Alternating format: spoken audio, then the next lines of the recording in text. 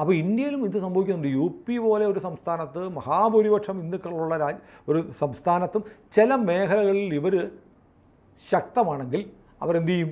അവിടെ അവർ ശരീഅത്ത് രാജ്യമാക്കാൻ നോക്കും. അപ്പോൾ ഉത്തർപ്രദേശിൽ അത് പറ്റത്തില്ല. യോഗിക്ക് ഇവർ പറയുന്ന പോലെ ഇവരുടെ ഇരുമ്പ് കമ്പിയല്ല യോഗിയുടെ നട്ടല്, ഉരുക്കുകൊണ്ടുള്ള നട്ടലുള്ള ഒരു മുഖ്യമന്ത്രിയാണ്. ചവിട്ടിക്കൂട്ടി വക്കഫിനെ എടുത്ത് കളഞ്ഞു അല്ലേ?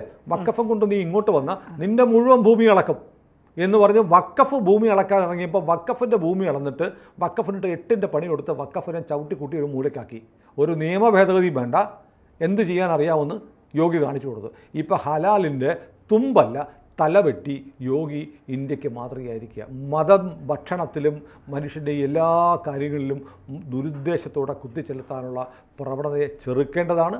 അതാണ് മോദിയല്ല യോഗി, മോദിക്ക് വേണ്ടി, മോദിയുടെ സർക്കാരാണല്ലോ യോഗി ഉത്തർപ്രദേശിൽ ചെയ്തുകൊണ്ടിരിക്കുന്നത്.